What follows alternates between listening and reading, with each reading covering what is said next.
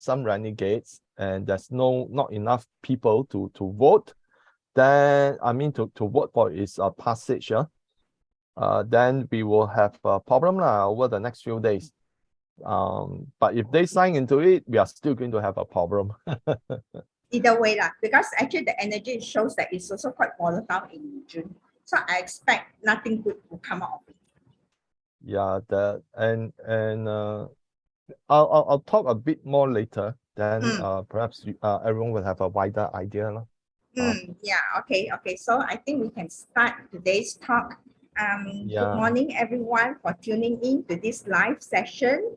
As usual, we will start with we will talk about the June forecast, where the theme is transform to progress into the new world, because we will soon be in the new era, as I said about period 9. For those that are not sure what is period 9, you can watch my YouTube channel. I have specifically compiled a playlist focused on just period 9 alone, that what industries will be very much gain attention, will grow in period 9, and also, what do you expect in period 9?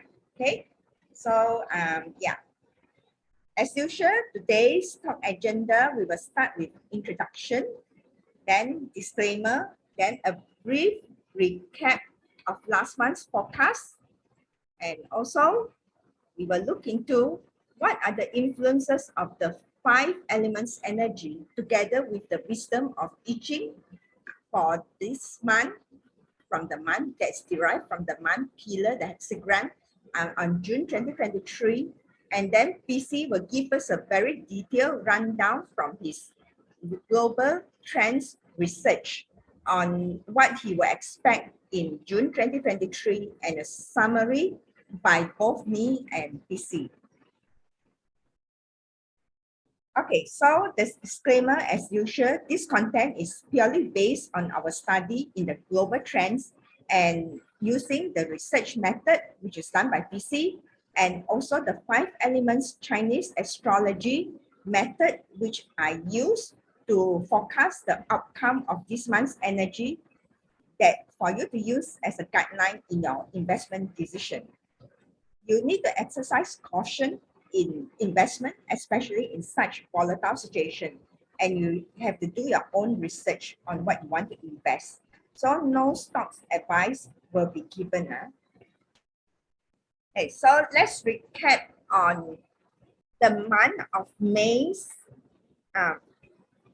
prediction, the forecast that we have. So the month of May is a pure fire pillar. Up here is fire, here is also fire.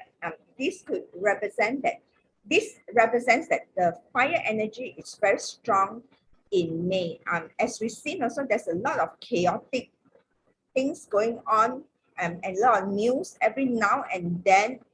PC has been sending news to our Telegram channel almost like every day. So unless he's taking a leave, I think he was on holiday last week. So everything is volatile, uncertainty, and we also have a very hot weather, right? A hot spell in the month of May as well. So this correlates with the energy. Okay, and also in terms of energy of the fire itself, it also represents, as I said, technology, and also for this year, it is a useful god for financial related matters. Okay, so that's why all the financial related, everything is quite haywire. It's quite volatile and chaotic. So we can see that all these things sort of dominate the headlines, such as the chip war between China and US. Okay, and also again, China and US also aiming for the same side of the moon. Okay, and the flood that ruins the crops because of uneven weather and causes food or agriculture related problem, more layoff. Okay, and then temperature heat wave and temperature hits a high of this one. So this is what has been predicted. The technology war is getting more intense, and the wind of uncertainty with the labor markets that is not very stable. For what we see the layoff, it could just be the starting point. Okay, as I said, it's just an advertiser. There will be more coming up with all this AI that could take over some of the roles, and people will be more effective in their work. So as Microsoft will launch their Copilot very soon, so this is also going to impact the whole job market. Then May Day protest, protesting demonstration is still everywhere in Europe. Okay. And I think, Evelyn, I yes. also want to interject a bit. Yes. Right now the protest in Europe is changing from one topic to another topic. So previously it was because of inflation and cost of living, and then it shifted to no NATO, no war, no support for Ukraine, monetary support for Ukraine. Then right now it's moving towards anti-LGBTQT, and on the other side of the SO, you have a pro-LGBTQT kind of a protest that's moving, especially in the US. Target now is Target, the shopping mall, the hypermarket is now being the target of anti-LGBTQT, which are calling for everyone to boycott Target. So Target shares have already plummeted. And similarly, for Budweiser, because they use a transgender person for the Bud Light, so Budweiser now its shares has also tumbled. So right now you have this kind of battle happening more in the US, because US now is as much as they are supporting the cause in Ukraine, their society is actually collapsing. You have black people beating up white people, then you have a lot of irrational policy. For example, California is going to pay every black person, I think, 1 million, and subsequently I think how many thousands per year, so it's going to burn a hole in California's finance by about 1 to 2 trillion. So and California used to be the biggest, the richest state, in US. So all the this real estate there is the most expensive also in US. Yeah. So right now everything is deteriorating in the US. Okay. This is really it's not really very peaceful. We are really very thankful we're in this part of the world. So we talk about the dollarization. It still happen. I think PC has just given a talk on this one also, and the multipolar sort of society. And then in chapter 3, page 17, we also talk about extreme weather that impact on crops, which is also now happening, the El Nino phenomena that we are experiencing now, very hot and suddenly rains. And so all these agricultural related crops drying up due to extreme weather, definitely it will cause also a rise in the food price, as predicted in our book on the astrology and global forecast, in the industry performances for the wood element. And also the chapter 3, page 17 also denotes that the first half or the summer months, now we are in the summer months, that it will be extreme condition that eventually it will burn the wood element. And the wood element, which represent agriculture, will have an effect where there could be shortages of food, or the food prices will increase, and therefore it will trigger more inflation.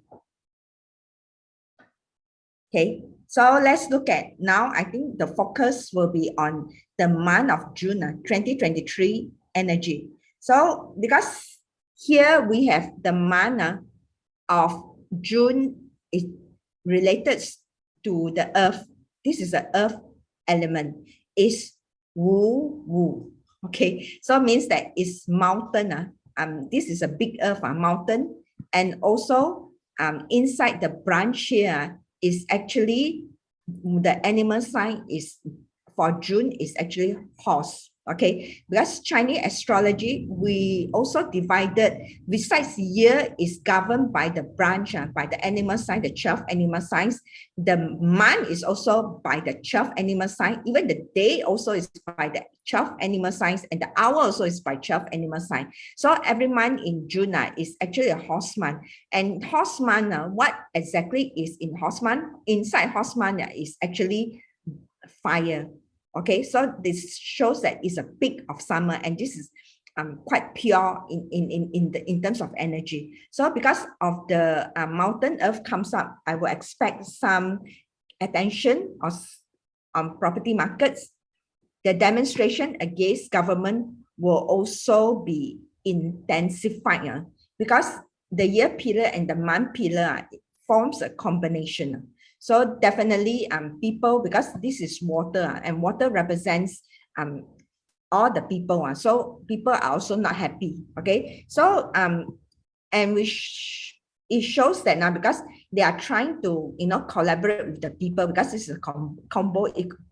It's on the surface, on the inside here is there is no combination at all. So they will internally they will compete with each other due to the yin and yang energy. And then also beware that potentially of the stock market drop.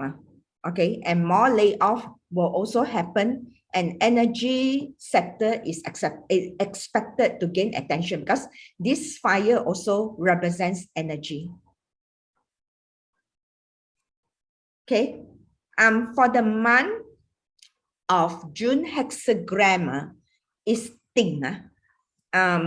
Cauldron. Cauldron is one of the best of the 64 hexagram before Ting, and then another one is Tai, elevation, and then Feng is this one, abundance. So these three are actually very good hexagram also in the month of June. You might say that in the month of June we have such good hexagram, one of the most auspicious hexagram. That means in the month of June it should be very good, right? Okay, this one, the hexagram itself has a lesson here. The cauldron, this is actually a cauldron. This is a feet. This is the cauldron. This is the lid of the cauldron. And then in the old days, people use this cauldron to sort of boil medicine, magic pills. Okay, so the fire itself, and this is actually the fire energy, and here's the wind, means that progress. So the wind will progress or will not blow onto the fire to make sure that the thing, the herbs inside is boiled and then become like a long life sort of medicine. Okay, so this is what the sages use. That means the good fortune will only happen if the transformation is successful. That means you will have an output of a very long lasting good sort of magic pills. Okay, so we shall see whether the transformation will be successful or not. Okay, because this is transforming. And also something is also brewing, maybe in June 14, as what I talked about just now together with PC on the Federal's Reserve meeting on June 14 on the interest rate. What is their decision? Okay, so this is for the month of June. Okay, so I think any questions so far for the astrology side? Anyone? Okay, if not, then PC, I will pass over to you. Would you like to share your screen? Hold on, let me go back to.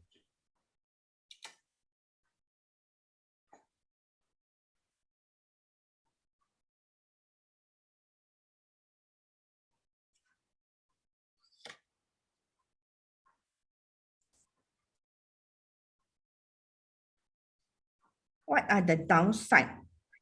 The downside is that if the transformation is not this one, it's not successful. Okay, that's the downside. So June is also DE. Okay, what do you mean by DE, Augustine? I know death and emptiness, but where do you get the death and emptiness? I think can I unmute? Okay. Okay, While because waiting for PC. Together with the together with the year chart, right? You see the year chart, then if the month of June and July is actually DE months, so I'm not so sure whether how it will affect the property market or stock market. This one I have no research on this aspect, to be very true. Okay, so for human chart, yes, I know lah. But for this one, no, I have no research. Maybe I will go back and study a little bit. Okay, but I can tell you that the market will not be good, I think, for June. Okay, perhaps later on when I share some of my slides, some of you will have a better idea what to expect. Okay, that is on my own perspective, based on what the other indicators are showing. Okay, then perhaps then you will have some insight of at least what to expect in June. Okay, so just to recap, May, what actually happened? I think we actually forecast gold and silver could rise due to debt ceiling increase, okay, and budget and trade deficits and threat of the dollarization, then risk of banking crisis, geopolitical risk, and central banks buying. But this did not happen. And the debt ceiling talk is still ongoing without any parties reaching an agreement. An agreement was only reached late last night, and I think I've already posted the summary of what has been agreed upon.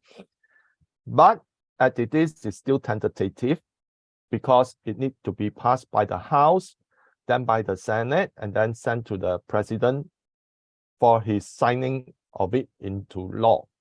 And at it stands, there were a lot of Republicans that are very unhappy with the deal because it didn't cut a lot of government spending. And I think the other thing is that if the debt ceiling was approved much earlier, then perhaps we will see gold and silver reacting more positively. But in the back of it, I think the Fed is also trying to defend the dollar.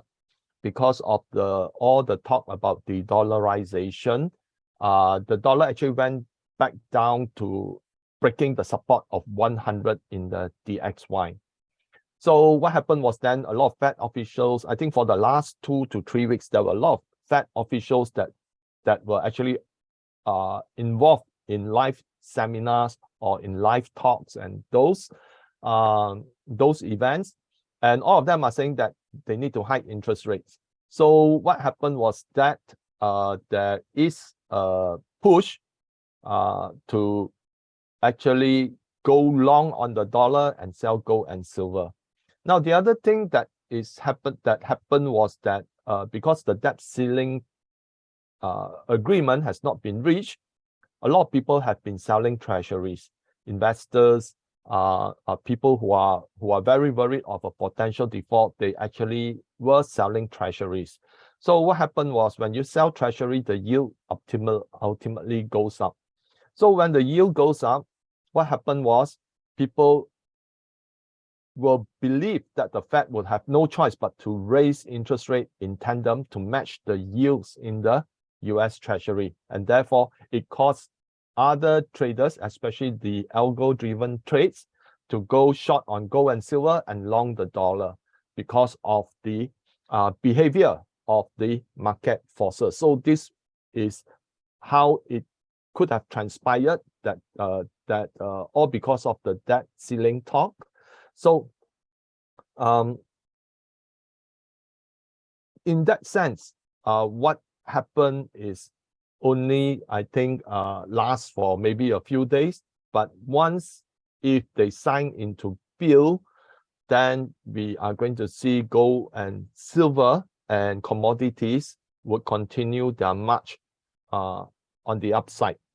Because included in the bill agreement, if you have looked at it, was an approximately additional of 4 trillion that is needed all through until at the end of 2024.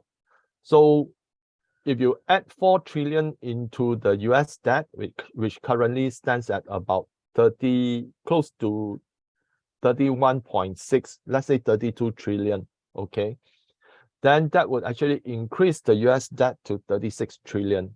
And if the Fed continue to raise interest rate, let's say at up to 6%, okay, that means if you are having a debt of 36 trillion at 6%, the Fed is effectively paying, you know, if let's say 36 times at 5%, it is already 1.8 trillion. So at if you add another 1% to it, then the Fed would be paying, you know, 1.86 trillion just to service the interest.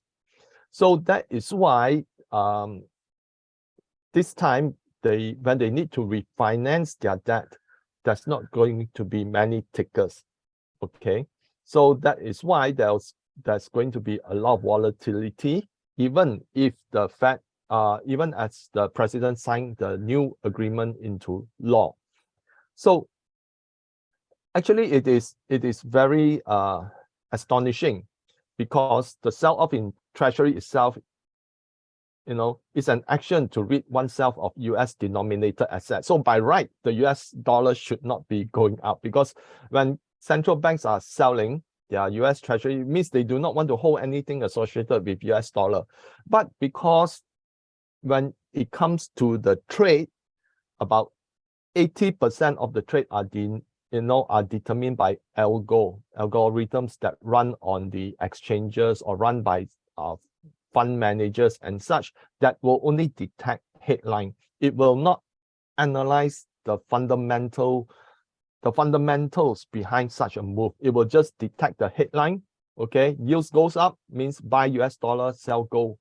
Okay, and that's how the trade has always been, because it's driven by algo. So when, for whatever fundamental reason, when the purpose of a price action, you know, is derived from the fundamental action itself, then, you know, you will see a huge reversal, and therefore people will sell dollar and they go into commodities. So that is how the world trading is being managed right now. So because of the situation with the debt ceiling, the strong US dollar, the expectation of higher interest rate, it also provides the bullion banks to go massively short to force the liquidation of long positions in order for them to cover their massive short positions. So this is how bullion banks manage the whole commodities market. So if the dollar is strong, the algos will come in, then the bullion banks will actually ride on the wave and short massively. So why do they need to short massively? Because the bullion banks are actually sitting on a paper loss position in the gold trade of about $35.1 billion. Okay, and after their short last week, I think they are now hovering around 33.5 or something like that. So they have managed to reduce their short position by a few $billion, their net loss, paper loss. Okay, then they're also suffering net loss position in silver by about more than $1 billion. So that's why they short silver as well, so that when the algos they continue to short, then, you know, it creates a cascading waterfall effect. And then when it reaches a certain bottom, then the bullion banks would massively start to buy back, and then they cover their shorts. So before, way back, you know, 5-6 years ago, the bullion banks action would have resulted in the gold price, you know, dropping by $60-80 a day. But right now, because of certain regulations within the context of the Basel III rule, they are not able to manipulate as much as they can as they could last time. So that's why, gold dropped by, less than 20, then sometimes it goes to 30. So it's always within that range. So, but I think if once the agreement has been signed into law, the debt ceiling agreement has been signed into law, then I think, it will create a position, create an opportunity for people to go back into buying commodities, gold and silver and such. Mainly because if you have read the text that I sent this morning, included inside is that after 2025, there will not be any budget cap, which means there's no more debt ceiling. The US can print however they like, however it suits their purpose, okay, to continue their financialization of the global economy. Now, if that ceiling is removed after 2025, then the US can print at any time it wants, okay, and then it will create more inflation in the US. And I think if that is signed into the law, a lot of people will start moving into gold to hedge, because if the US continue to print money or issue debt, like a drunken sailor, then people will have no confidence in the US dollar. So in some effect, that is also the reason why people want to de-dollarize.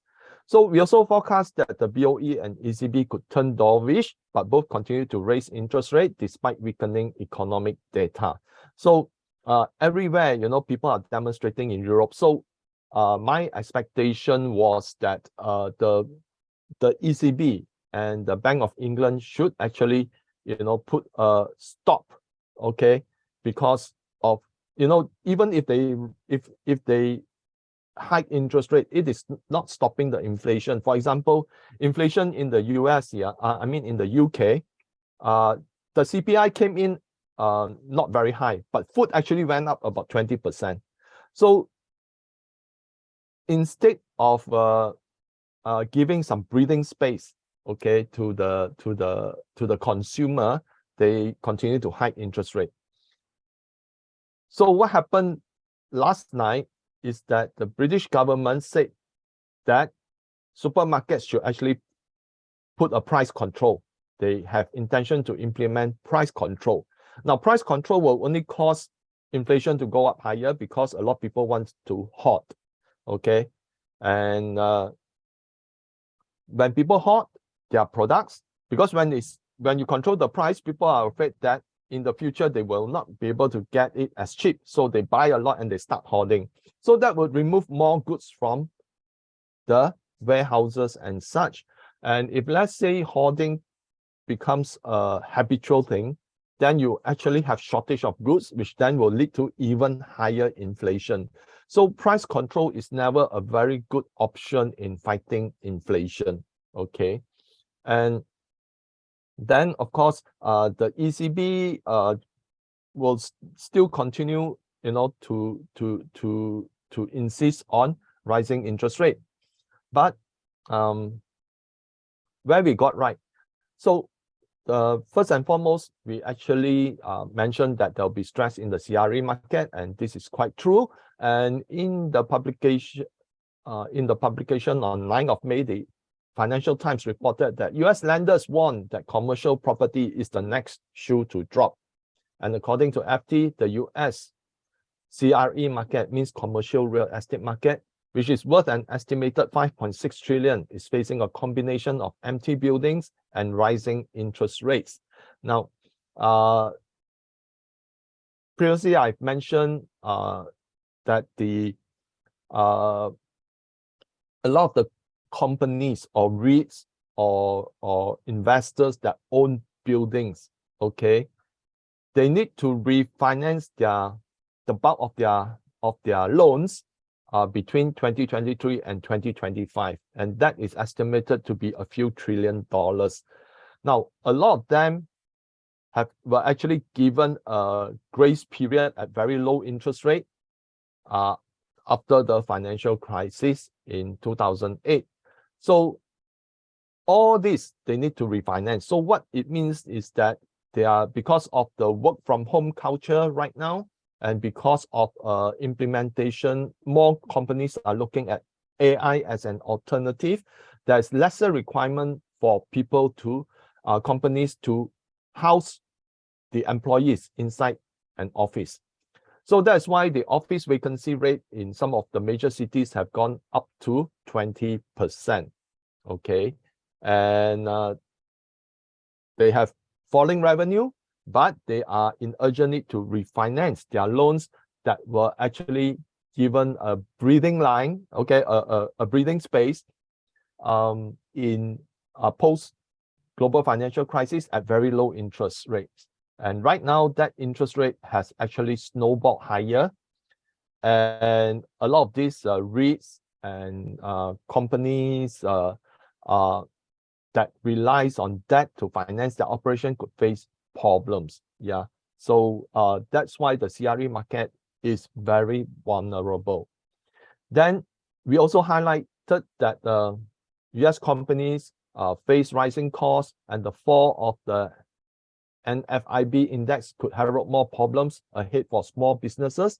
And this is what is happening now. Bankruptcies spike among small and private companies. You can see how high it has gone up, okay, much higher than during the COVID period.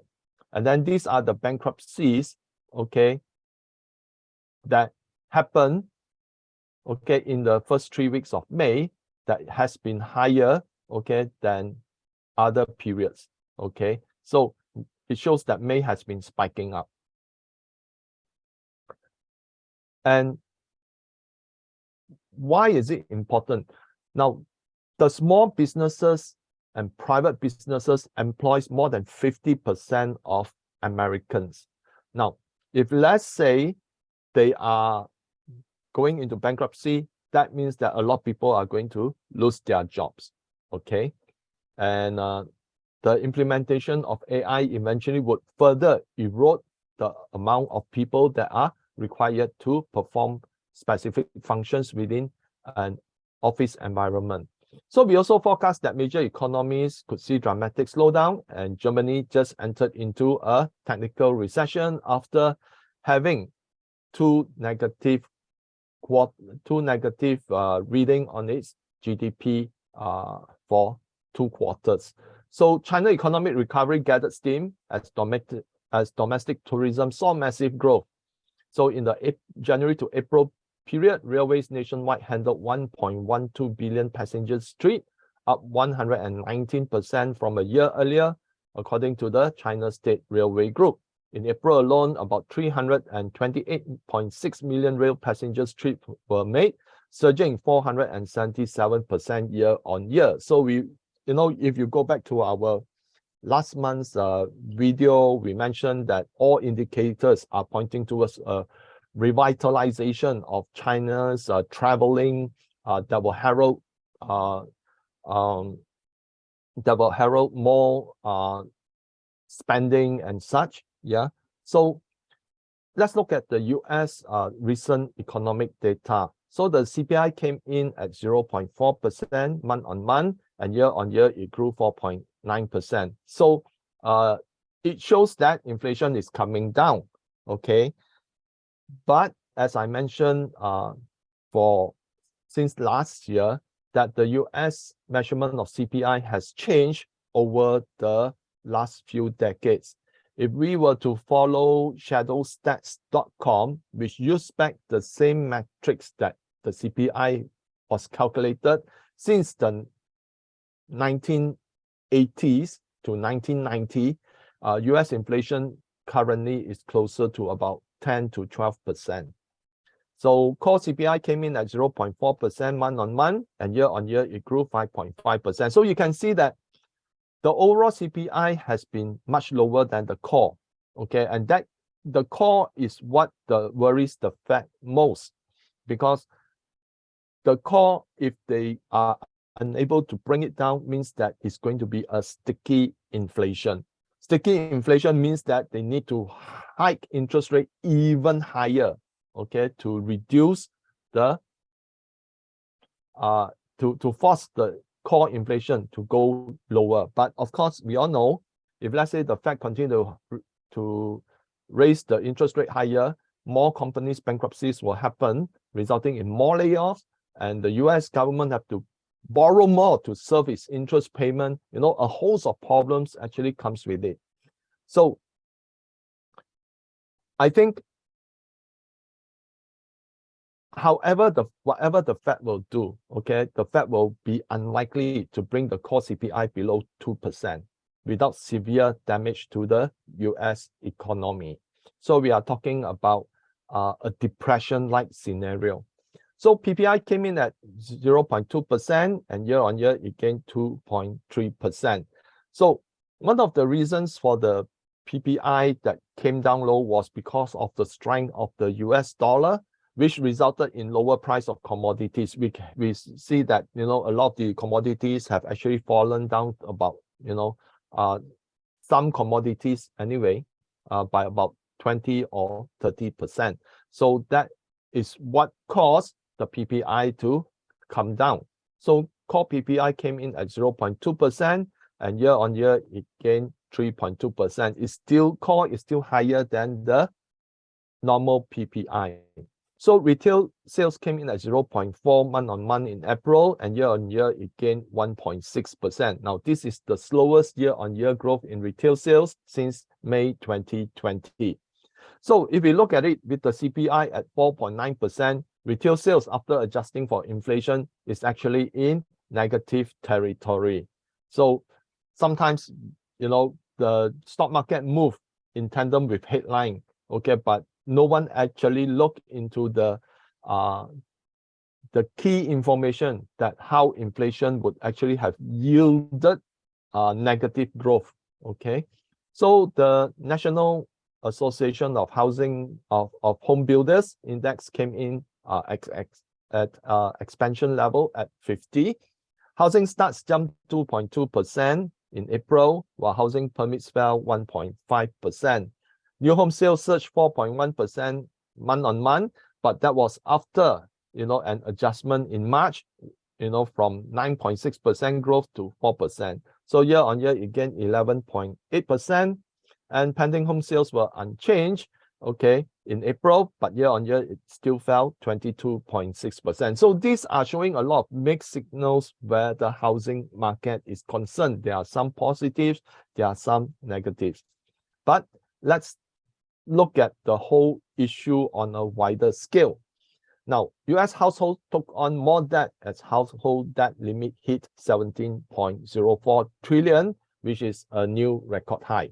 So US continues to see 25 consecutive months of negative real wages that they earn after adjusting for inflation, resulting in households taking more debt to fund their livelihood. So if you could recall, last month I mentioned that some people are actually skipping a meal a day, you know, to save enough to pay for their mortgages. Okay, so this is telling you how undesirable the debt situation is. So households are also incurring credit card debt to fund mortgages. So that is why credit card debt has actually gone up as well. And what could happen is that because the household are actually taking on so much debt, okay, using one type of debt to service another type of debt, we can see delinquencies rising, especially when the Fed starts to hike interest rate. So if business are collapsing because of high interest rate, lead to layoff, then these people who are saddled with debt, what do?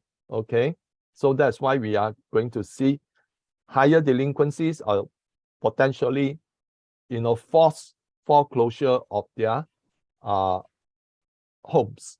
Yeah, Evelyn, you have something to add? Yes, that's right. DC, you say about people skipping a meal. Actually, another thing is that I got to know that some people, regular people, that also, you know, instead of buying meals, they go to those food bank for free meals now.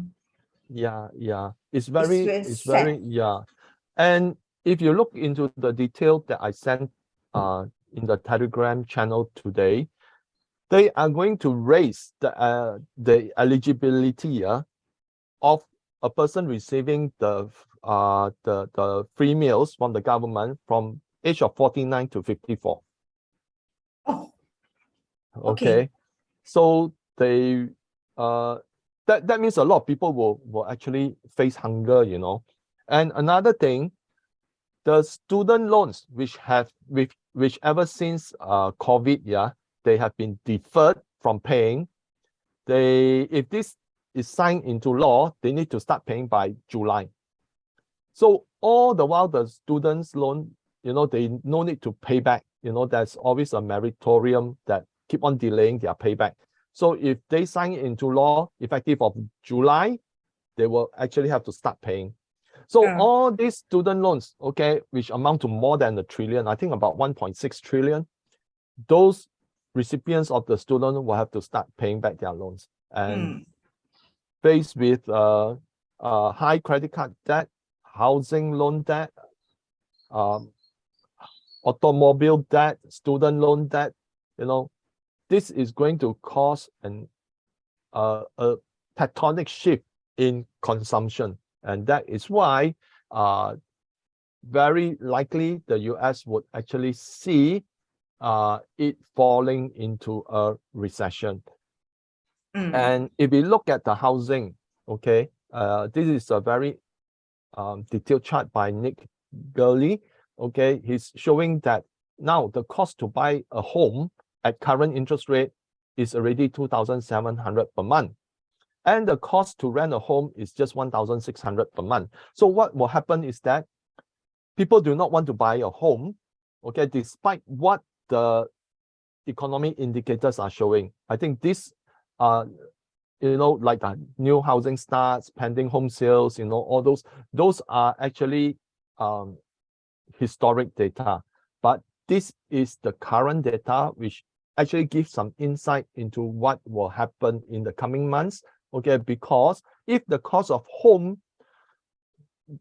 to buy a home increases, people do not want to, there's no reason to buy a home when you can actually want to rent, which is actually cheaper.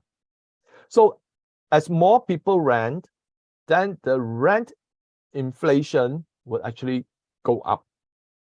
Okay, and rent is actually one of the core CPI that is measured. So if people do not want to buy a home, okay, what will happen to the inventories of new homes that are being built? So very likely they will give discount and all those, like what happened over the last few months. You know, builders actually built new homes. There were lesser takers, so what they do, they offer discount, and then, you know, there were a lot of people wanting to buy. Then they say, hey, you know, the market is good, let's build more new homes. So that is why when they offer discounts, we see an increase in new home sales. Okay, and because there's an increase in new home sales, home builders themselves suddenly became very confident, okay, and say, let's build more homes. Okay, and that is purely driven by greed because they think there's a market. That is why the National Association of Home Builders saw an uptick into expansion, where the previous few months it has been in contraction. So this kind of chart actually helps to give some reason why, you know, the economic indicators behave as such. And then, you know, you can see that the mortgage application to buy a house actually have dropped, you know, very steeply. And this was during the time of the global financial crisis, you know, the housing crisis. Okay, it reached this level, but then you see right now we are already in deep red. So it is like the narrative of the Fed, narrative of the US Treasury, and the narrative of the Biden administration. Hey, economy is okay because employment is still good and such. Okay, but the employment are all low-paying jobs. If the employment is so good, then why are the household incurring record credit card debt, record household debt? So you can know that the whole economy, that the US, you know, whatever people say about resilience, you know, and is driven by narrative, trying to tell the world, okay, that everything is fine. But all these are underlying factors that tells you something is very bad okay, beneath the surface. And it's just waiting for the opportunity to bubble up.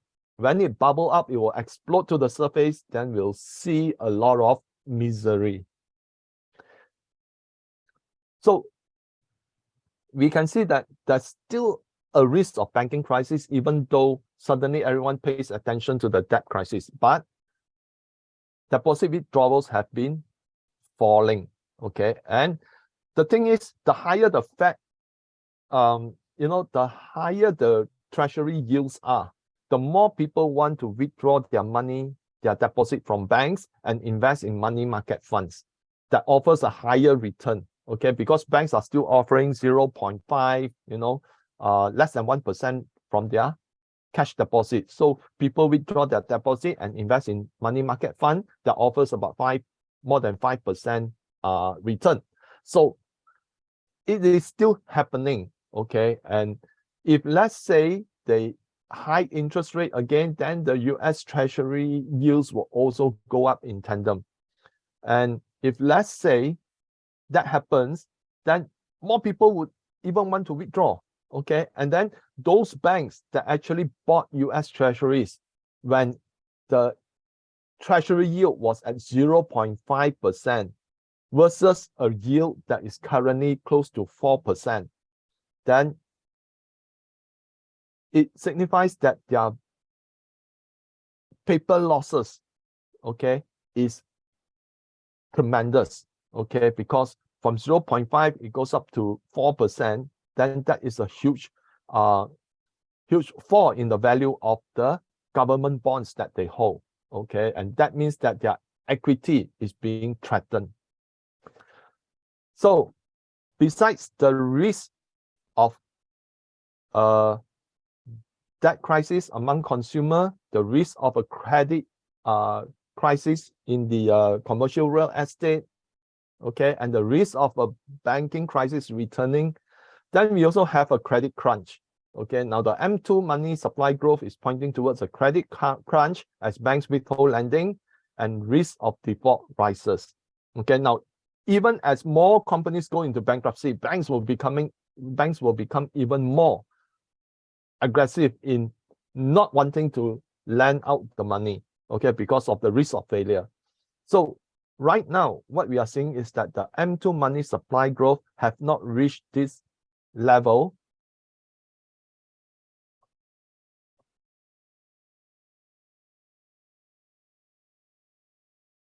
since the Great Depression. Okay, the last time it reached negative was during the Great Depression. And this goes to show that it also magnifies the risk in the CRE market as major commercial real estate companies need to refinance the bulk of their debt from 2023 to 2025. Okay, just as they want to refinance, the bank says we got no money to lend. Then what will happen?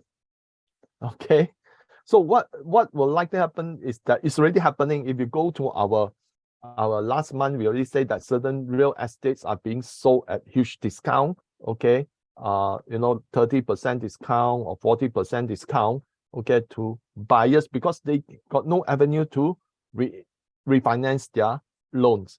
So that is why, okay, the CRE market is also will be the one that will suffer, besides the normal corporation that due to this credit crunch will actually have to pay much higher interest to refinance debt that they have borrowed at a very low interest. So this is a chart that shows that, like here, we know that the M2 money supply growth have actually fallen. But what is interesting is that even though it has fallen, but then inflation is still there. It has not reached a deflationary level. Okay, like if we want to go back here all the way into history, this was during the Great Depression. Okay, so the money supply is shrinking for the first time since 1932, the Great Depression, from a greater relative height and steepness. Okay, you can see this, the Great Depression, and this is what we are saying. So this is what the author means. Okay, Ted Rees means when he says that, a steeper fall. Okay, now the rate of M2 growth has fallen 31% from its peak, which means from here to here, okay? Generating disinflation or slowing inflation of about 5%. So that is slowing inflation, but if we want to compare, okay, there was a peak from 12% to negative 10.5% in actual deflation. So actually, from 12% to 10.5% is just a drop of 22% to form the Great Depression. Right now, we are dropping at 31%. So this is what the author tries to highlight. And that fall in the money supply growth being much greater than the Great Depression. And we are still not seeing inflation falling into deflation. We still have core inflation at 5.5%. So that is why he speculated that if the US government is unable to hold back inflation, but they keep on dropping the M2 money supply growth, then what we will be seeing is an inflationary depression. Okay, this will be the mother of all economic disaster. Okay, and he's already warning us about this. Yeah. Now, what could happen in June? First and foremost, the risk of recession has not abated. So the Empire Manufacturing Survey here, okay, the Philly Fed survey here, okay, and the Fed's leading economic indicators are at levels where recessions have happened in the past. Okay, you can see that we are at this level, and all this level we actually see, already see a recession. Right now we haven't seen yet. So which means, it's still being pressed hard, under the water surface. It's like a ball. Okay, when you press it hard underwater, what it does when you release your hand is that it will just shoot all the way up and explode out of the water. Okay, and that is what is happening. So the Philly Fed survey, you can see that we are already in areas where it has triggered recession previously, as were the case, okay, of the Empire Manufacturing Survey. So all these are telling us that recession is already here. It's just that I believe they are trying to push the narrative that everything is okay through the jobs report, okay, by manipulating the inflation report so that the real GDP is positive rather than negative. So what are the other things that could happen in June? Now, initial details of debt ceiling agreement, raise 4 trillion in 2024, and thereafter there won't be any more debt ceiling cap. Now, if let's say that happens, I think as the years progress, the US government keep on printing money, the US dollar will actually continue to fall. Now, debt ceiling agreement will result in market turmoil due to lack of liquidity in the market. As I've shown you just now, the M2 money supply has fallen into negative territory. So Treasury Department needs to raise 1 trillion to cover shortfall for the rest of the financial year until September. So Fed could trigger sell-off to force a move into US Treasury or become the buyer of last resort. So there's only two things that the Fed can do. Okay, if it wants to force people to go into the US Treasury, all they need to do is to trigger a sell-off in the market. And the Fed can do it because the New York Fed actually has the US largest trading desk. This is what they use, okay, during the period where the stock market suddenly collapsed and they try to support the market. So they have what they call the plunge protection team. Okay, so the Fed could do this if they want, okay, because they want to stop raising interest rate. Because if the market continue to goes up, it means that there is still a lot of risk takers in the market, and they have to force themselves to raise interest rate even though the economic indicators are very, very weak. Now that could cause a huge problem for the Fed when it goes into recession. So what the Fed want to engineer a soft landing. So what they could do is that they force the risk takers out of the market by allowing the stock market to fall. And because they need to raise so much money for the US Treasury, when the market falls, people will rush into US Treasury as a safe haven. So that allow the US Treasuries to be taken up, okay, by people fleeing into safe haven asset. Now, if the Fed do not want to do this, the other option is that they become the buyer of last resort, and that means QE. But the Fed would not want to do QE at this stage because interest rates are still high. Okay, they already tell the world they want to do QT. If any moment they mention something like QE, then the US dollar would drop. So actually the Fed right now is in a very difficult position. Do they want to support, okay, the market, or they want to support the US debt, okay, or they want to support the US dollar? And out of all this, they can only choose one type of action. So that's why the debt ceiling agreement could result in weakening of US dollar due to the debt ceiling abolishment. Could see inflation returning as price of commodities rises, good for gold and silver. So CRE market could see further weakness, more bankruptcies and layoffs because of higher interest rates, because of a lesser requirement for human input, because right now there's inputs from AI, and household delinquencies could rise. So these are the things to look out for. Now let's look at Europe. Europe's powerhouse economy, Germany, has slipped into recession after Q1 2023, with GDP coming in at negative 0.3%. After Q4, GDP came in at 0.5%. So France barely scraped through Q1 2023 GDP, coming in at plus 0.2%. After Q4, GDP was flat. So we are forecasting since the beginning of the year that Germany deindustrialization will prove to be costly for its economy, while France's continual protests and demonstration could soon take its toll on the economy. Now, of course, France's saving grace was its lower energy costs, which helped cushion the rising cost of energy experienced elsewhere. So France was very smart. They never shut down their nuclear reactors. Germany did the opposite. They shut down their 3 nuclear power plants. Okay, so right now they actually have energy deficit. So of course they try to make it up through importing a lot of coal, okay, which ruined their ESG agenda. So the UK saw its Q1 2023 GDP coming in at just 0.1% after Q4 GDP was flat. So you can see that Europe is seeing very little growth or flat, and that is a premise for worst thing to come.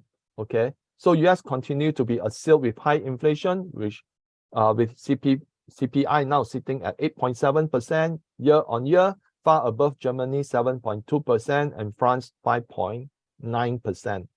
Now the irony is that despite such weak economic data, the DAX, the CAC and the FTSE are all at record high levels, suggesting that a major correction could be very painful. So the people are, this is what we call a huge, that's a word for it, slipped my mind. Okay, there is such a huge gap between reality and fantasy. Okay, the stock market is driven by fantasy, okay, but the reality is everything is breaking down. Okay, that means that when the reality finally sets in, when fantasy becomes reality, that's going to be a huge drop. So Europe market, is just like that. Okay, the people still believe that things can be better. And the worst thing is that Europe has announced through NATO that they need to go into a wartime economy, because right now suddenly they are going to fight the Russians. So in a wartime economy, it will lead to very low productivity, because if you invest in plant equipment, infrastructure, you invest in education, these are all necessary to improve productivity. When productivity improve, then you have GDP growth. But if you invest in a military equipment, there's no productivity from there. That equipment is going to go to war and then it's going to be destroyed. So there's no other people that will benefit from that. So when you invest in military equipment, it doesn't create productivity. Worse, it pulls out important resources for the construction of military equipment versus the manufacturing of goods for consumption. So what we have would then be limited goods, okay, money spent on non-productivity item. So we have inflation and low GDP. So what is that? Stagflation, okay? So this is also going to happen to Europe. Now, let's look at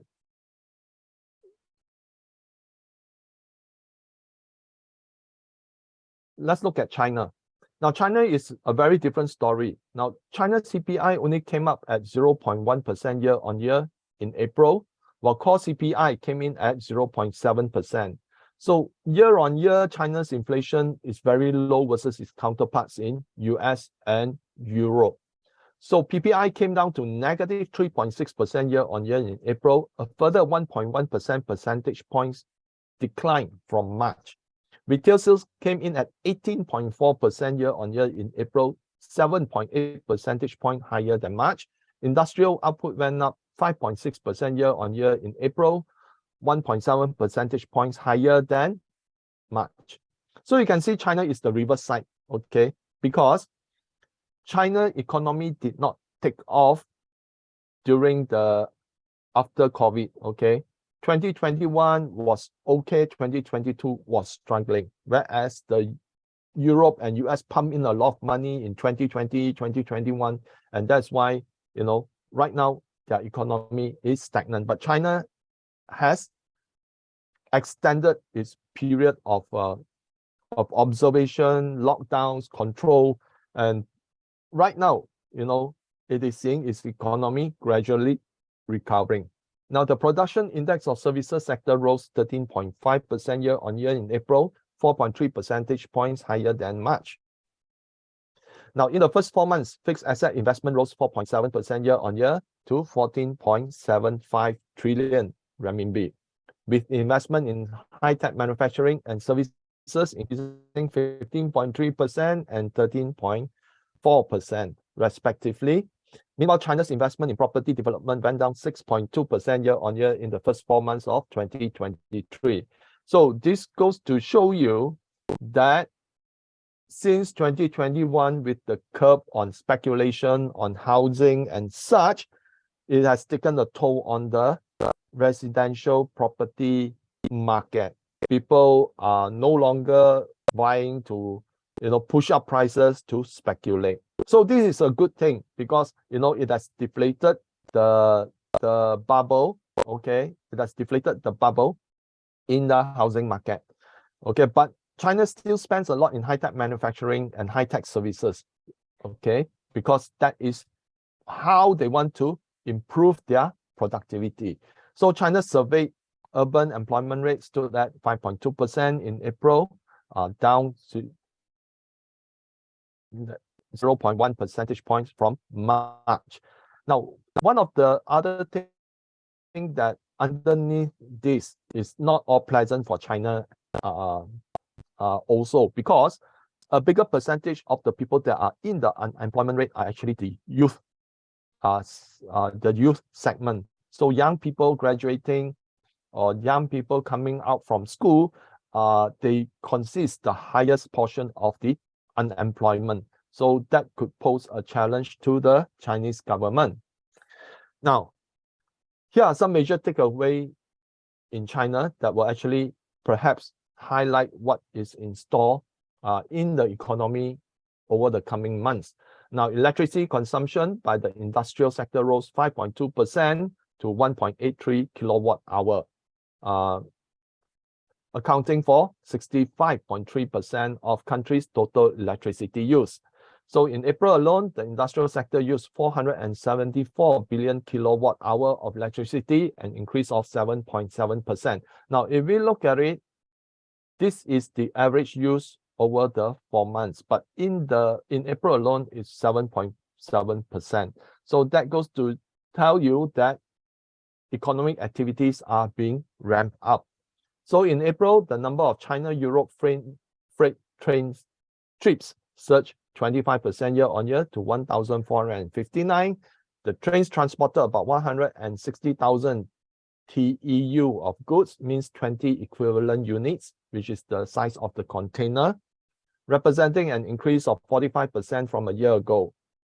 This goes to show you that the BRI, is played to full effect by China to export its products to Europe via overland. So more connection via Central Asia to come. So January to April period, railway nationwide handled about 1.12 billion passenger trips, about 111.9% from a year earlier, according to China State Railway Group. In April alone, about 328.6 million rail passenger trips were made, a surge of 477.4% year-on-year. Domestic tourism is picking up, and this would lead to increase in retail sales. So you can see that this 444% actually contributed to the 18.4% increase in retail sales. So in May, we will probably see similar figures, and therefore, because May was a holiday, they have the Golden Week holiday, okay? But in June, we may not see the same growth as in May, but then with April and May becoming strong, and June probably will do much better than June 2022. I think China GDP for Q2 could be stronger than Q1 2023. Now, the other thing is that earlier, before most of you all log in, Evelyn and I were discussing about uranium and things like that. So if there's one sector that you need to pay attention to if you are interested to invest, would be in the China nuclear energy sector. Okay, if you do your homework, okay, you will know which the stocks are. Okay, so you can see that China newly installed capacity of wind and photovoltaic power. Now this is the green energy, yeah. Okay, reached 62.51 million kilowatt from January to April. Okay, and the figure accounted for 74% of the country's total newly installed capacity, up 11.5% from a year ago. China's wind and photovoltaic power generation reached 482.8 billion kilowatt hour during the period, up 26.8%. Again, when you look at all this power generation and such, that goes to show that economy is picking up. Now, China's proposed build-up of nuclear reactors in the coming decades will dwarf the rest of the world combined. So here, already telling you that one of the sector that you should look at, okay, is the China solar sector, okay, and the China nuclear sector, and China wind sector as well. Now, there's one particular company that has been very efficient way on how it generate wind electricity from wind energy. So it actually has a floating fish farm, okay, and that floating fish farm on top of it have actually wind turbines, okay. So that is how that particular company has actually used aquaculture and combining with wind energy generation. So that is how China have actually evolved, okay, from being single purpose minded in achieving something. Right now they are looking at where else can they expand and grow additional inputs to the economy. Okay, for example, solar farms in China, Most of them are in the in some of the rural areas because they actually they create a new housing area for the people, move them out from their decrepit homes and villages. So they are housed in a new housing area. Then they give them a plot of land to farm, but then they also hire them, okay, to monitor and to inspect the huge solar farm, okay. So what they do is that the huge solar farm, often what they face is that they have a lot of grass, and that grass would eventually cover part of the solar panels, and then, you know, it will lead to deficiency in electricity generation. So what they do is that they build they encourage the locals to raise lamps, okay, to raise lambs, which then they will actually crop the grass, okay. And then meanwhile, the people will also have additional income from the sale of lamb meat, okay, to the external market. So that is how they are doing. And floating fish farm, because of the because they have floating fish farm, and because certain part of the lake is a huge part of the lake is covered from the sun ray, and it creates the right temperature for certain fish to be to grow in that area, okay. And then they can actually harvest the fish that is raised that is reared in that lake, okay, for additional economic gains. So this is how China is doing, okay. And if you look at it, this is the chart that shows the number of nuclear reactors that China is going to build, okay. And there are only 2 listed companies that are related to China's nuclear power, listed in Hong Kong, okay. You can actually search and you will know, okay. So I myself own those 2 stocks as well, okay. So, and if you look at it in terms of nuclear power generation, one of the stock is actually been steadily increasing its dividend. So if you can imagine that right now it has only about, I think, 20 or so reactors, is going to build a few more. What will happen if, let's say, it built another 50 or 60 more? So that dividend yield is going to gradually increase, okay. So these are one of the sectors that you should look at, because the US market and the European market have all reached, you know, very, very high valuation. Whereas, you know, you look at the Hang Seng Index. Hang Seng Index right now, even though, you know, Hang Seng Index have been in a recession mode, okay, ever since reaching a high of 29,000 points, you know, right now it's moving between 19 to 20,000 points. If you look at the European market, it's all at record high levels. If you look at the S&P, it's just you know, it's just about 7 or 10% away from its record high, okay. So if you look at the Hang Seng, at, you know, it is trading at almost 30% discount from its all-time high. So that's the difference in terms of potential market gains in the future. So the other thing is that in Q1 2023, China overtook Japan as the world's largest exporter. So, and this is why now China automobile exports maintain the trend of strong growth in the first 4 months of this year. Total of 1.37 million vehicles were exported during the period, surging 89.2% from 2022. Passenger vehicle export jumped 110% year-on-year to top 1.14 million units, 1.5%. Now, in the January to April period, export of new energy vehicles saw 1,000 units to 170% to 348 units. So now the China auto sector is thriving, and this will lead to more application of high-tech equipment in the manufacturing sector. Okay, so if you look at it, China vehicle have reached the has become the world largest. So one of the key things you could look at is who are the primary players, okay, in the China's EV market, okay, and this is another auto sector. China's auto sector is thriving and will lead to more application of high-tech equipment in the manufacturing sector. And President Xi, on AI application, this is what he wants.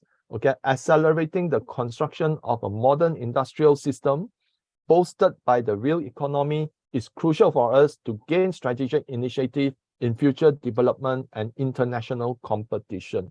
So this is what he has in mind. Now, China is not going to use the development of AI purely like what the US is doing, okay, as software as a service, okay, not in that sense, but not in the only way that they see the application of AI, but they want to expand it to the manufacturing sector, okay.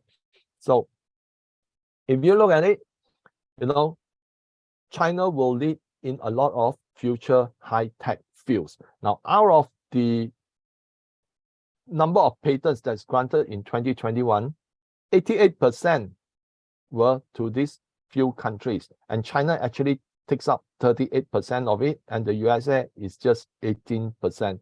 Now, if you look at it, in computer technology, electrical machinery, digital communication, measurement, all this, China is playing a leader, and China tops in all 29 fields versus the US in 4 fields and Japan in 3 fields.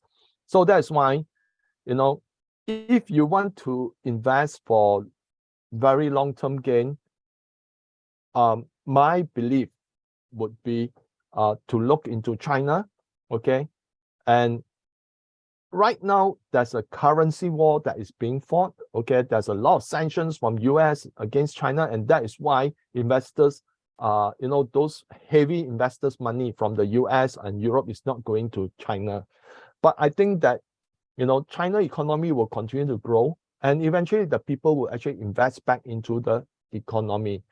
And US and Europe will continue to decline, and the de-dollarization would actually create an environment whereby it will pull a lot of money, okay, from elsewhere to invest into China. And I think that is when we see, the Hong Kong Exchange, Shenzhen, Shanghai, all would start to trend up. Right now, they are at the infancy stage of what the NASDAQ experienced, about 20 years ago. So I think that's tremendous momentum as the economic picture unfolds. So what could happen in China in June? Now, China will continue to see low inflation versus its counterparts in US and Europe. This will boost consumption. So domestic tourism could play a major role in meeting the country's dual circulation policy. And a lot of countries have been complaining that there's not enough China visitorship based on the kind of preparation that they have made. Okay, there's fewer visitors to Australia, to Switzerland, to Europe, to Japan, to Korea, and that's why you see the surge in China railway passengers trips, because domestic tourism is gaining popularity. They want to support back their own economy as a priority. So economic activities will continue to pick up as energy consumption patterns suggest that this is the current trend. Now, trade via BRI will continue to grow, and new JVs with trade partners will be announced. So here I'm giving some indication. What are these companies? So BYD and CATL is aggressively expanding in Southeast Asia. So BYD is very aggressive in Thailand. They're also very aggressive in Indonesia. And in fact, BYD and CATL is helping Indonesia to develop into a full vertical integration of the new energy economy, because Indonesia have a lot of nickel, okay? And nickel is an essential part of the battery for EVs. So CATL is helping Indonesia develop the battery. Okay, BYD is helping Indonesia have a full integration of its electrification. Okay, from using nickel, BYD also have their own battery. Okay, and then developing the motor vehicle and then the supporting industry. Okay, so that is why I think the battery minerals, even though that the price of lithium has fallen from 80,000 to 30,000, more than 50%, but I think Asia, with the total population of several 100 million people, like I think I will put it close to about, I think 500 or 600 million people. When this take off, okay, the electrification take off, then it will create another growth sphere. Okay, and it also augurs well for Southeast Asia. That's why I think Southeast, even though if eventually the US and Europe will decline, likelihood we will see the kind of reaction like what we see during the global financial crisis. Asia was hit hard just for a while, but it was not as strong as what happened in 1997 and 98, where we see a prolonged recession, okay, due to the currency crisis. But if something bad happened to US and Europe, okay, then Southeast Asia will take a very immediate hit, but I think it will rise back up very fast as well because of our trade relation with China. Okay, so China will maintain the lead in auto exports, and China trade with partners will continue to expand, and that will actually help buffer Southeast Asia. So some whispers of tech development in the semiconductor industry in China, narrowing the gap with foreign counterparts, could see more Chinese semiconductor firms benefiting. So again, this is an indication of, I mean, if you look at it, NVIDIA is trading at 200 times its earnings, something like that. And, some of the Chinese semiconductors firms, they are trading at much lower PE. Okay, so it depends whether you want to ride on the hype, okay, where a stock has become so overvalued that it has become very ridiculous, or you want to look into how Chinese semiconductor firms are now being hit because of the sanctions, but once they have found their footing, they have discovered their own technology, then there's no stopping them. Because I think what will likely happen is that now already there's news that a university in Harbin has actually found a way to look at extreme ultraviolet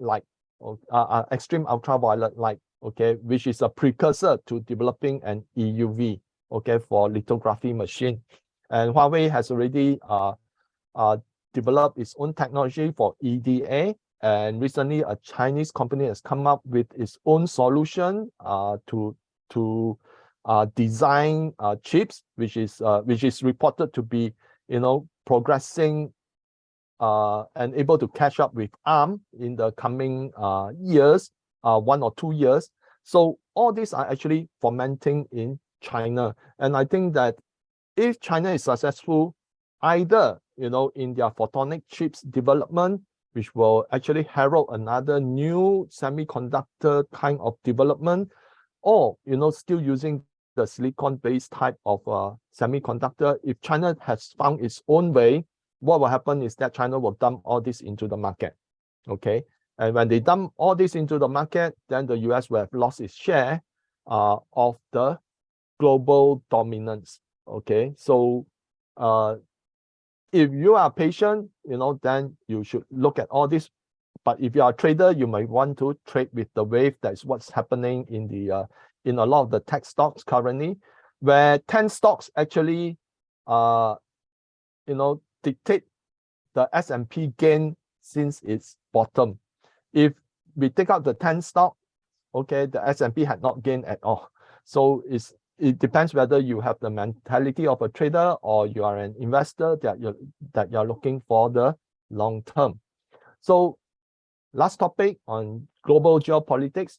China play a role in the development China to play a role in the development of Central Asia, especially in infrastructure development and the development of the resource industry. Now, China signed a deal with Afghanistan to help develop its resource industry, and more than 30 countries showed interest to join BRICS. However, recent skirmish between Afghanistan and Iran could complicate matters. Both are important to the BRI and INSTC, which is the International North-South Transport Corridor, from Iran all the way to the Central Asia, to Russia, and then to Europe. So Europe and US will continue to support the war in Ukraine. Europe will probably head towards a wartime economy, which will be disastrous to its economy. Ukraine are now using weapons from the US and Europe to attack Russia, which have been prohibited by the US and Europe. Now, this escalation will lead to potential expansion of the conflict area. So that means war could expand to greater part of Ukraine, or even right now we see incursions of Ukraine troops into Russia, as well as a potential target in Belarus. So US and Europe will provide Ukraine with F-16 fighters. The cost of the war is escalating for both the US and Europe, and the weapons getting deadlier.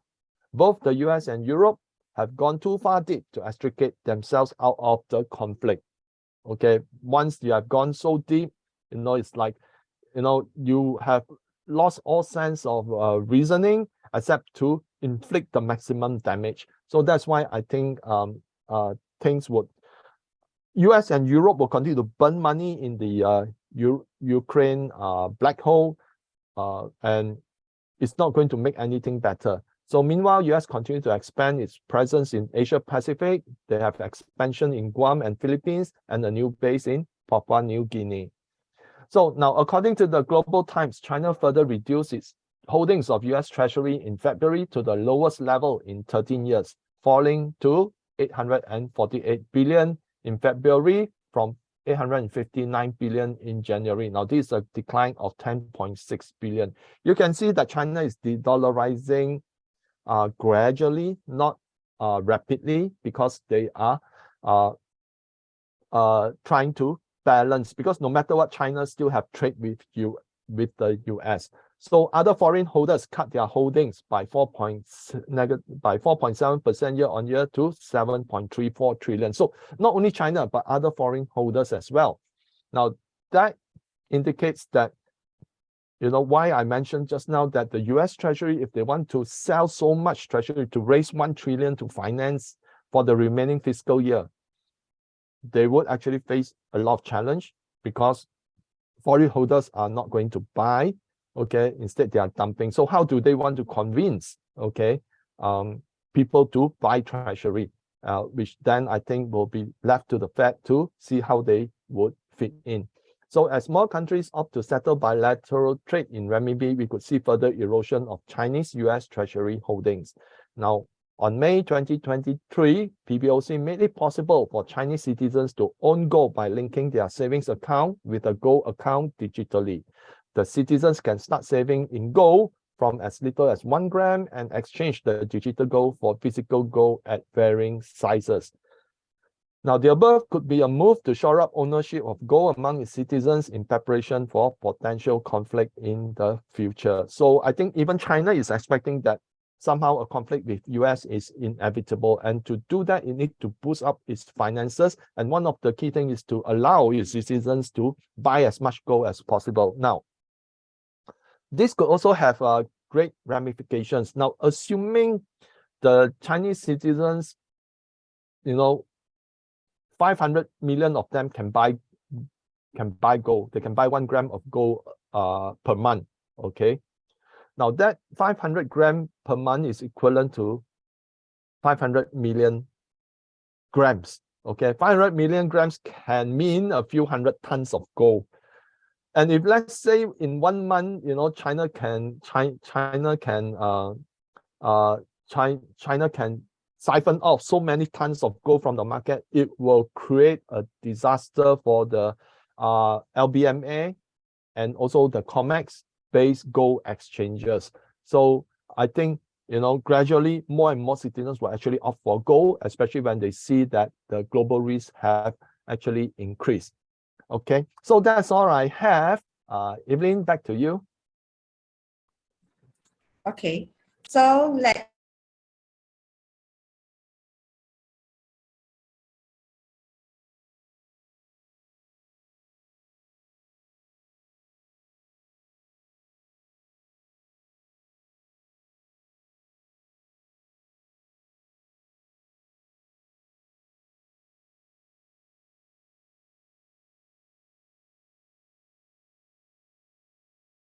Evelyn, can you hear me?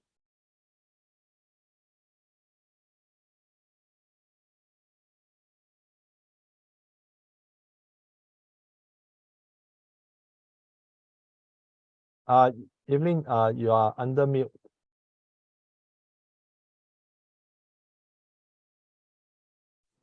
can you see my screen now? Yeah. Okay, good.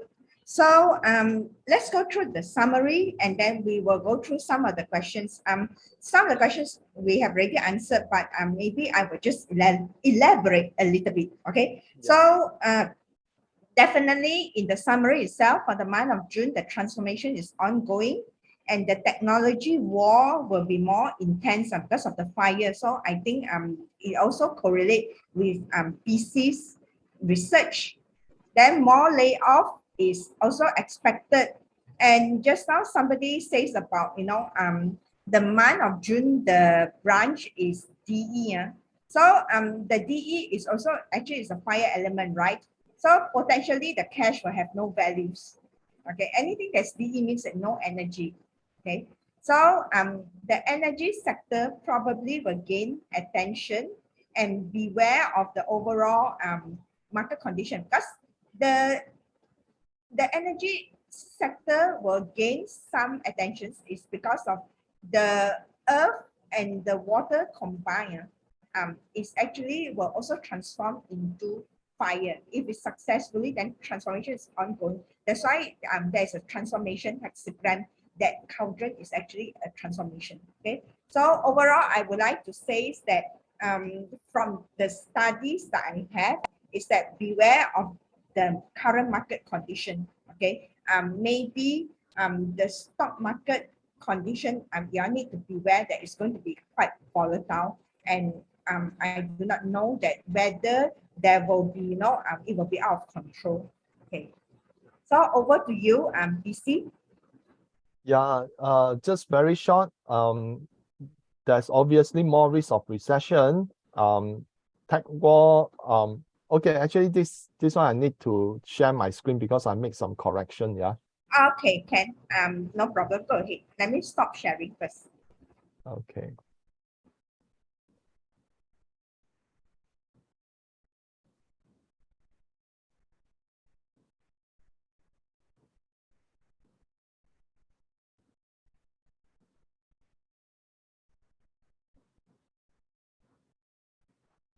Okay, so summary, there'll be more risk of recession and Ukraine war will intensify. Okay, as I mentioned, there'll be wider expansion of area, more geopolitical chess moves between US and EU against global South and vice versa. And I think yesterday I saw a Bloomberg report that US sanctioned Malaysia and Singapore because of its purchase of Russian oil, if I'm not wrong. Okay, so you can see that the US is getting very desperate. Okay, so de-dollarization will gain progress, and bankruptcies and poor economic conditions will trigger more layoffs. So again, if please go to our respective YouTube channel, like and share, okay, to help us gain a wider audience. Okay, now questions to Q&A, yeah? Yes, there are a few questions here. Okay, let's go through. I think I have answered Augustine's question on the DE itself, that potentially there will be, indicators of government has no power also because on one branch represents the government. Okay, so and also David Young says that BC, would you mind to share which company that develops nuclear reactor that you talk about? I think you talk about China nuclear reactor, right? You see? I will post this in the Telegram channel. Yes. Channel. Okay. Yeah, I think it better for exclusively for our members. Is David our member? Yeah. Okay. So there are two questions from Augustine again. With increase in debt ceiling, will the M2 increase, especially if the Fed if the Fed buy the treasury bills? The T stands for treasuries, right? Yeah. And then there seems to be. I think the main question, Go ahead. Okay, so this is question number 1. Would you like to answer question number 1 first, PC? Yeah. So the thing is, right now there's because of the negative growth in M2, okay, there's not enough liquidity to absorb the almost 1 trillion that is required to be raised by the US Treasury.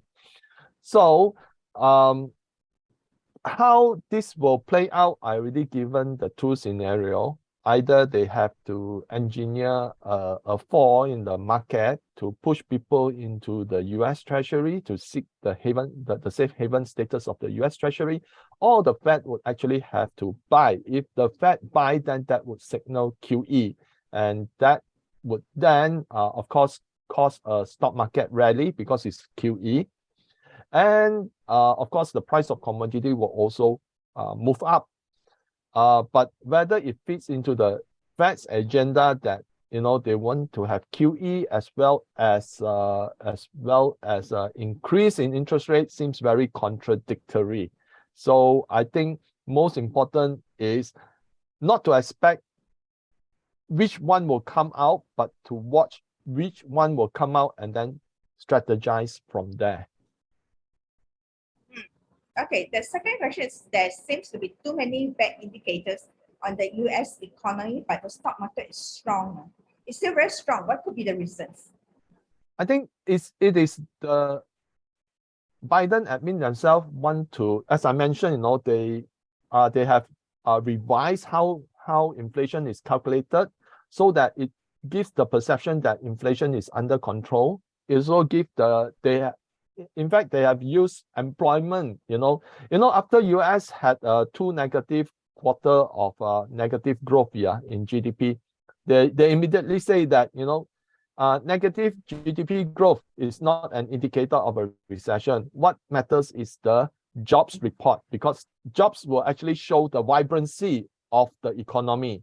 So that is why you see that the job report has been manipulated, to how many jobs groups, every time breaking expectations.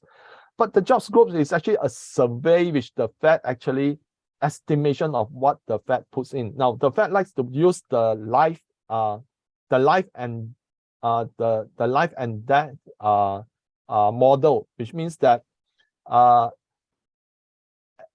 if let's say they just add in companies, because more companies are being registered, they will actually put in more, and they will actually employ more people. Okay, so that is how they use to inflate the job number. It's an estimation by using the life and death model, okay, of companies. So as long as they keep on estimating that more companies will actually open up, more companies will actually employ more people, that's why you have more jobs groups. But do you know that after they announce the headline where the stock market actually goes up, in the following few months, they will actually revise the figure down, but no one really gives a care anymore. Okay, that's how they manipulate the jobs report. And the jobs report is something that is always based on U3. U3 is such that they take into consideration that every jobs that is reported equal to 1 employed person, but it includes part-time job. So if one person need to work 2 or 3 part-time jobs to feed the family, in the own person's experience is 1 person, but in the Fed's jobs report is 2 or 3 person employed. So there's a lot of double counting. So that's why the jobs report keep on breaking record.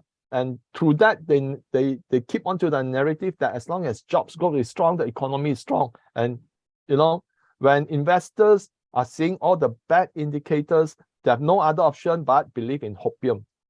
Okay, well, the government says everything is fine. Okay, so let's put our money. Okay, jobs is still strong.